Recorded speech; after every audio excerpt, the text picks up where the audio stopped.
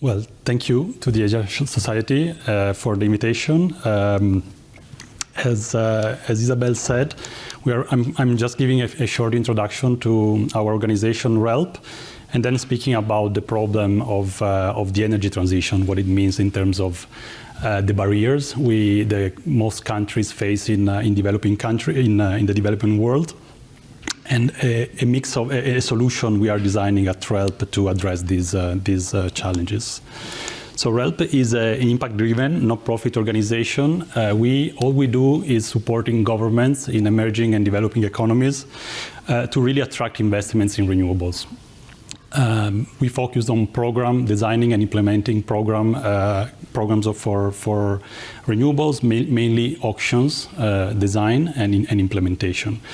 Our group, we are around 45 people, fully dedicated to auction design implementation, policy research, economics, and legal, the structuring of the legal framework.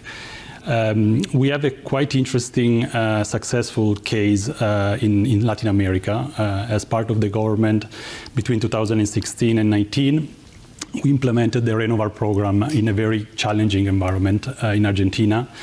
And for the first time, the country was able to attract $7 billion investment in US dollars, mainly in wind and solar projects. 150 plus projects were developed. And that was kind of a significant achievement in a difficult countries where nobody was interested in investing just before. Also reducing the prices of renewables by 5-folds and so forth. So quite a successful case. When we exited the government in 2019, we decided to form a non-profit to help other governments basically go through the similar process. We focus, as I said, on auctions and de-risking tools for governments to attract investments. Here is our executive team. I'm not going to spend much time. I think the slides will be shared after. We are quite proud of our board of advisors with some interesting personalities in the energy and climate space, as Michael Liebreich, which is a co-founder, Rachel Kite, former CEO of the UN Sustainable Energy for All initiatives, and others.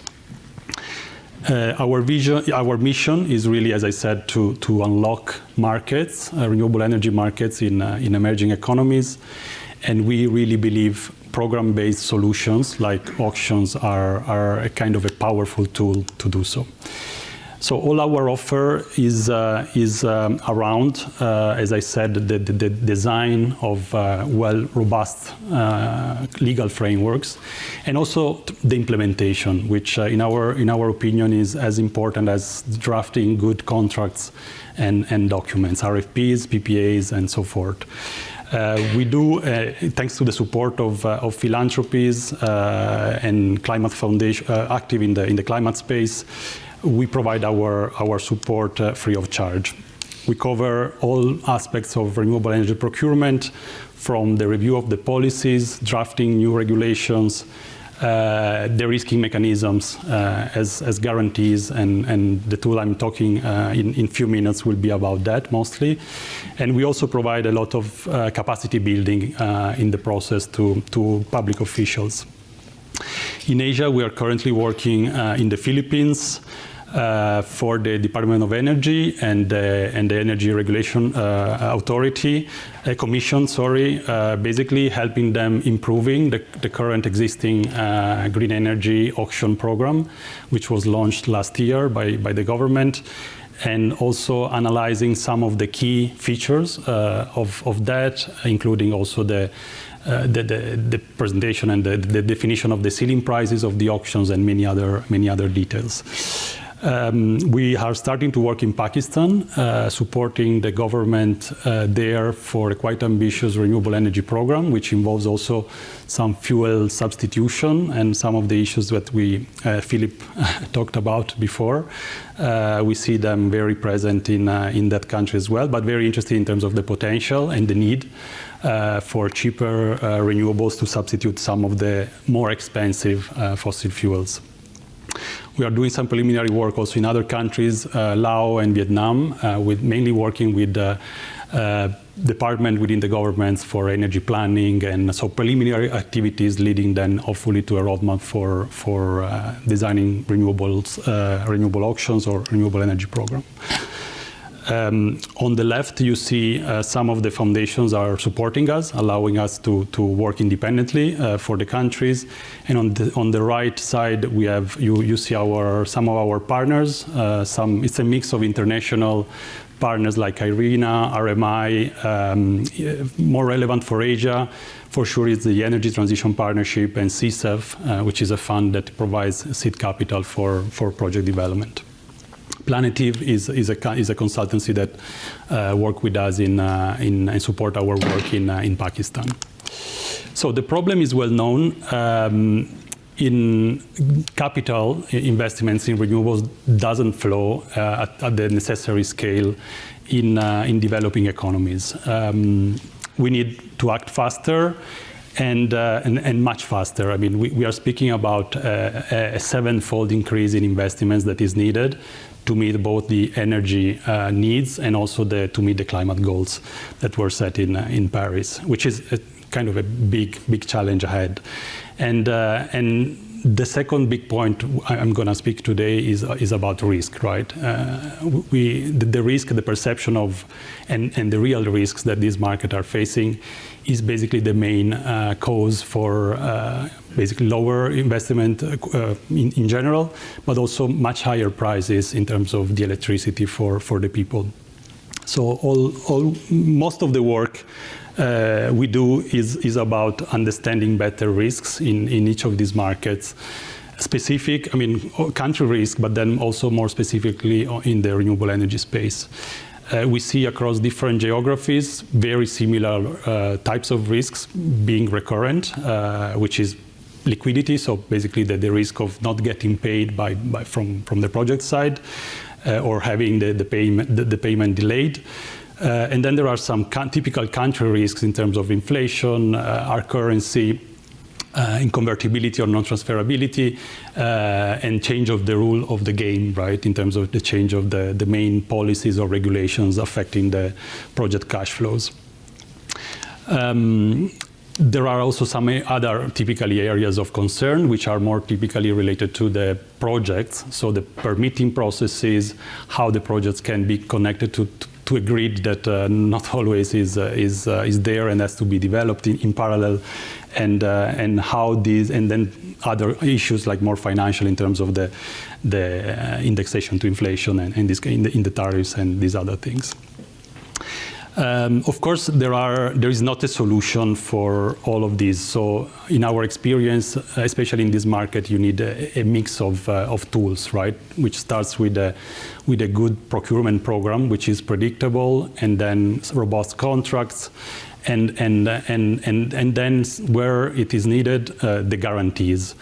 In our experience in Latin America, but also in our research in some of these markets in Asia, guarantees are quite a powerful tool that, if used correctly, can really help these countries unlock markets and reduce the cost of electricity, of clean electricity in an interesting way, in a significant way. So on the left side, you see the impact of guarantees in terms of expanding the tenor of the loans. And on the right side, you see really the impact on the spreads that are paid by project sponsors, which in many cases, in many countries, is actually more than 50% of the total capital cost. So the solution we are designing is inspired by what we used successfully in Argentina, which was a national fund, a trust fund, to provide guarantees to be awarded at program level. So it's not a project-by-project product, but it's really embedded in the procurement process, and it's awarded automatically to all IPPs that are winning in the procurement, in the auctions. It's basically designed as a channel for available funding from MDBs, philanthropies, and other private and institutional investors, really to provide two types of guarantees. One is a liquidity guarantee, what we call a revolving energy payment guarantee. Basically, as I said, covering the risk of non-payment or delays of payment from the off-taker. This is typically covers from 3 to 12 months of energy payments, and can really be an interesting cushion from the project sides, not to have to basically maximize and minimize the cost of financing in the financial scheme of the projects. The idea is to give this automatically, as I said, and free of charge to all awarded IPPs. Leveraging mainly cash from philanthropies, donors, and also some part of skin in the game from governments. In Argentina, what was interesting is the first round of auction. We ran four auctions there in 3 years.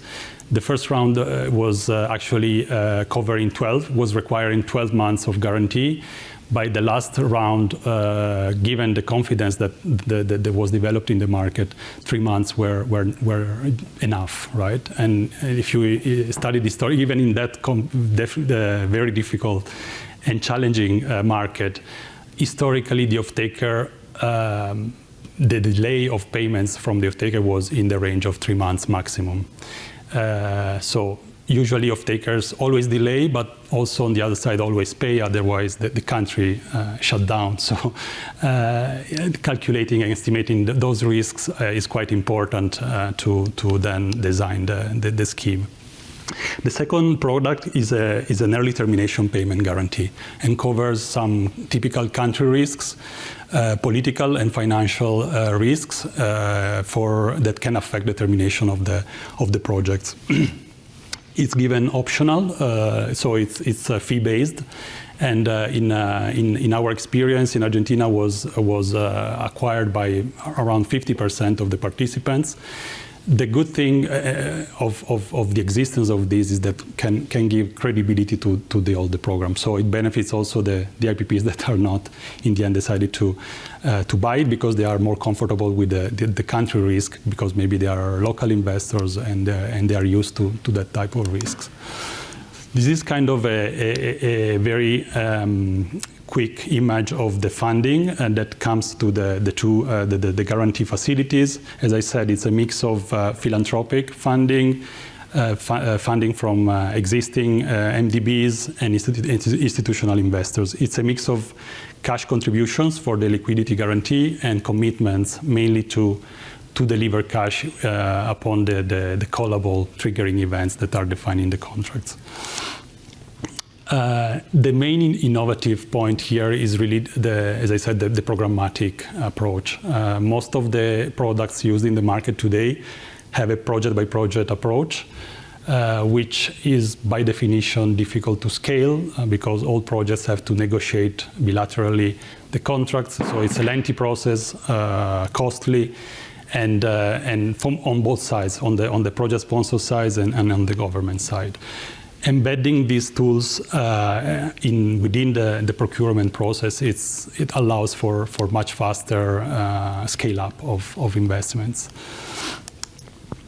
So the benefits for the host countries to really unlock markets where there were no previous investments, and lower also the cost of renewables, where typically were much higher. I mean, in Argentina, in 2015, there were contracts for solar in the range of $100 and $200 per megawatt hour, and we reduced gradually that price to the 40, 50 range in a matter of 2-3 years. For the IPPs is improve bankability, have some more stable markets, stability where typically historically there was no stability, and let's say this we saw it's quite powerful. I mean, we saw investments coming from all over the world in this new market, from China, from US, from Europe, and that was the diversity of that is also quite important for the sustainability of the program itself. And for the funders, quite interesting is the leverage effect that the guarantees can generate in terms of unlocking the investments and the capital to be invested, which is exactly this representation. We estimated that the financial cost of providing these guarantees compared to the investments that is unlocked. So the investment that is attracted in the country can have a 20x potential. And then, of course, it depends on the local context. We have some references and extra material here for the people that wants to read more. Thank you.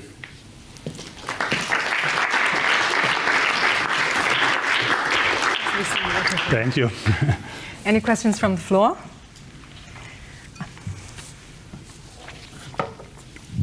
So as far as I understand, you get invited into a country, you look at the whole energy situation, or you just focus on renewables? The question I would like to go after is, how do you look at the problem of guaranteeing baseload energy in these countries, which is an important question that we tend to forget when we just think about solar and wind power, and each country might have a different solution. Does that go into your equation when you're doing this type of analysis? Yeah. Yeah, we work with the Ministry of Energy typically. So we work at this more broader energy sector level. All the analysis we start from is actually the energy mix, right? So including fossils and grid context and developments of the grid. So of course renewables are not working in a silos and has to be integrated gradually where possible. So we give our experience. I mean, it differs country by country. Is a different case, right? We work from like in a small country like Jamaica with an auction of 100 megawatt, which is 10% of the energy mix today. So and there is the ambition to scale that to up to 300 megawatts in the next couple of years. So you can imagine there the storage is a big issue, and how you balance that grid is a big issue, because the impact can be quite significant. But we tend to work with of course the grid operator. It's part of the team and the procurement entity that is in charge of the process. It's all. We are not there to propose any new plans, right? We are just there to help them implementing what is feasible. In most countries, you can run first rounds without probably expanding the grid. So you have to identify where the exact nodes where renewables can be injected without more investments. And then you can even run auctions and procurement in parallel, right, for the grid infrastructure typically. So this is done in some countries. We also tried to implement it in Argentina. It didn't work because it was designed for the fourth round. And then the political, the government was not like powerful enough to implement that. But it's doable. And to answer quick, yes, you have to take into consideration the mix, right? The energy mix, and it depends on each country is a different world for that. Yes.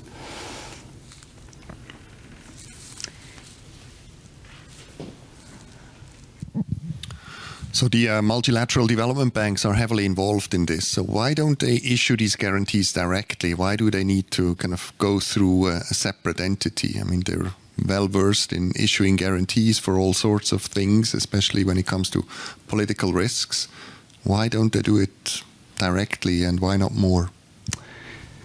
That's a good question. They do have guarantee products, all of them, of course. As I said, they tend to be project-based, and that's one of the, I think, the issues that is kind of a barrier to scale faster, right? So World Bank was part of this, was backstopping the sovereign in Argentina for 750 million for the program. They did it. I mean, the first meetings were it's not possible. So of course, it got like a few months of negotiations, and it took some. That's part of the. That's probably a good answer. The process is political very often, and it's a negotiation. Is always not possible at the beginning. Until then, it happens. And of course, you need the back of the president and the political parties, and so a strong willingness from the government. If that is there, I would say it's possible, because we saw it in practice, but it's difficult to achieve because of the same reason, right? So In that case, the World Bank, and it was the first time they were doing it, they provided this guarantee for the program, and it worked very well. And it's actually working very well for them because it's a good deal for them as well. It's actually the program is, even in this difficult context as Argentina is today, is holding. So it's actually quite a good case study for other countries as well.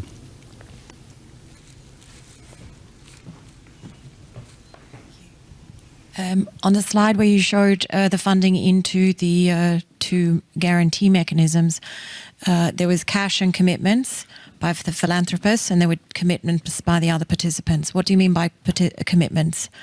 Commitments is basically a promise to deliver cash, to put cash in the facility. Sorry? To what extent are the commitments enforceable? That's my real interest. It's basically it's written in a contract. Again, it's part of the contractual base of the trust. Of course, it doesn't make sense to have cash in those facilities when you have a process before getting there, right? So you have a liquidity facility that gives a cushion. If the early termination is triggered, of course, that let's say triggers a process where cash is needed, not upfront, right? So that's the commitment as it's callable really upon the existence of this eventual triggering event. In the history of different programs throughout the world, it's kind of a rare event. So not these type of guarantees are very rarely called. Because usually the willingness from the government side and the project side is to keep the project alive, right? So the trust works in that regards to give incentives to postpone the termination and to give everybody some comfort to keep going, right?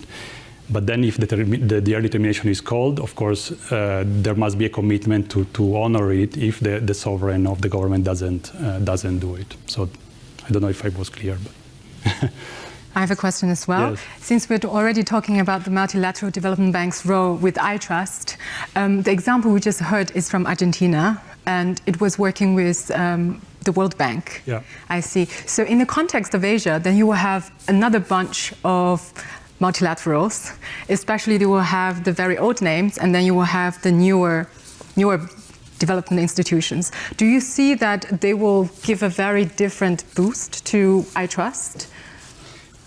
We are in conversations with the ADB and others, MDBs working in the region. As I said, they all have their own products, which they give, of course, priority to. So this type of scheme for them is something new and outside what they are used to. So it's about also aligning some of these the existing products they have with a more programmatic approach. They understand the potential, so they are very interested in at least in validating and understanding where this can fit within their let's say their mandate. And I would say it's again takes some time to talk and negotiate that. But the fact that this was already done in a way that helps a lot.